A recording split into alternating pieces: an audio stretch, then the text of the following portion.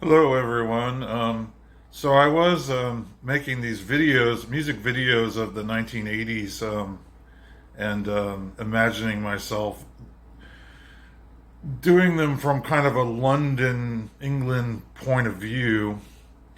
And basically, when you get to the end of the 80s, there is not any more BBC footage available that can be used legally in the archive.org video archive. So it's not possible for me to combine footage of the BBC in the 1990s unless I had some other source, because all of the footage that I'm seeing after like 1988 or so is marked and says you cannot use this. This is, protected, 27 different ways, kind of.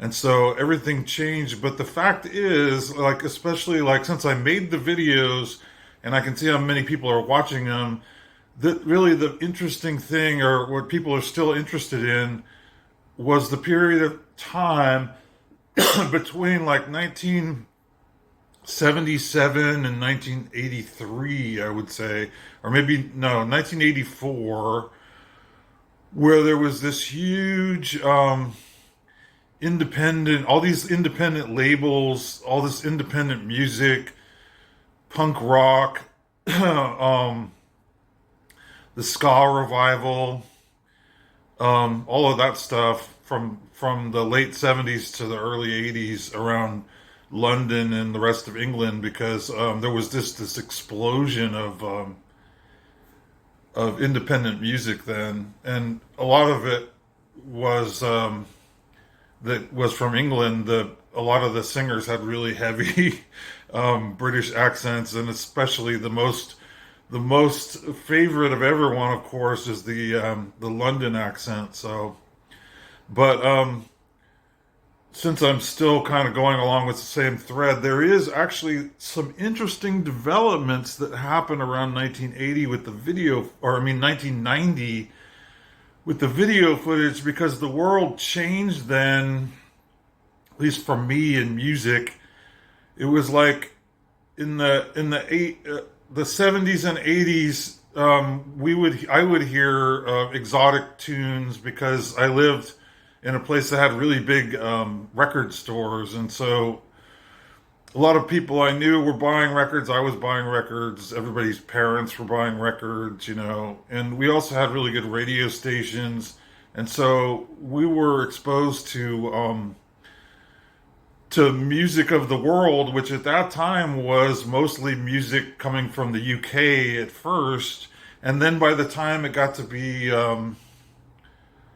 the 90s, with the World Wide Web and music sharing and Napster and all that kind of stuff happening, like then and also me, because I was living in San Francisco in the 90s, all throughout the 90s, and we just had, massive Tower Records, Amoeba Music, and instead of just having a section for just the UK, which we still had, and I had already heard all of or a lot of the music from the golden age.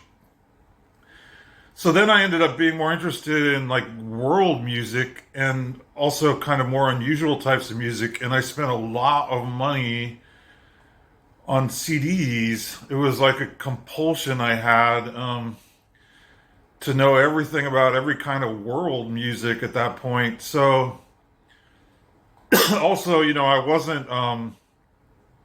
wasn't in my 20s anymore, and I started listening to more like grown up, serious type stuff, or like sounds that I had not heard before, which ended up being like a lot of the like Ellipsis Art label, and that Peter Gabriel World Music Project. What was it? Oh, I can't remember what that was called, but there was all these box sets that you could buy where it was, I could get like the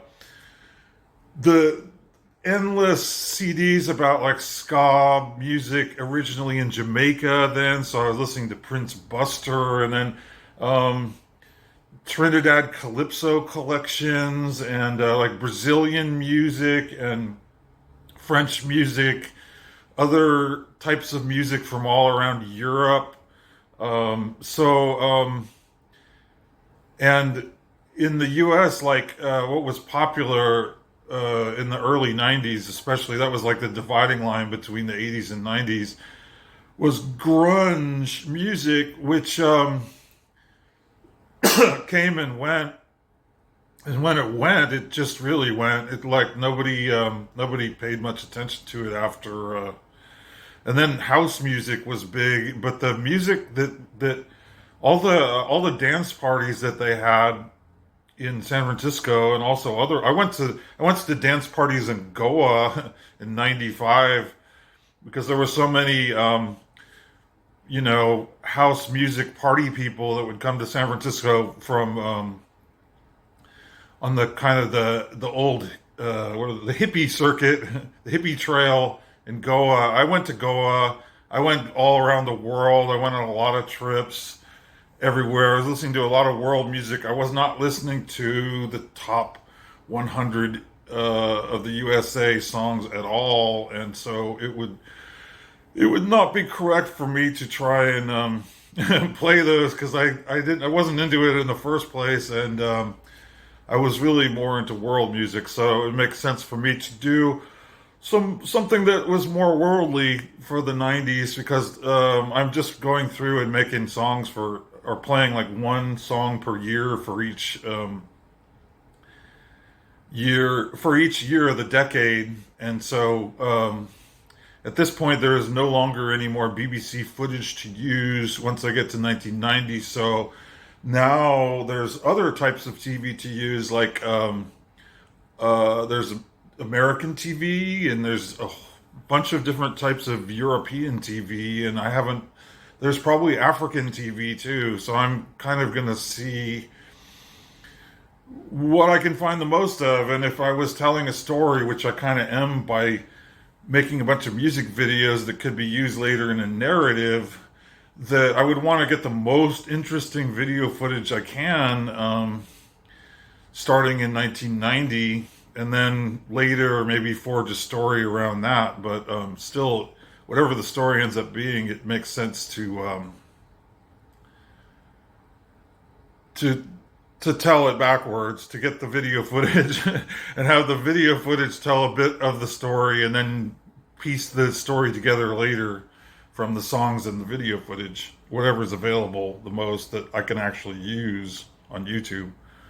Okay, ciao.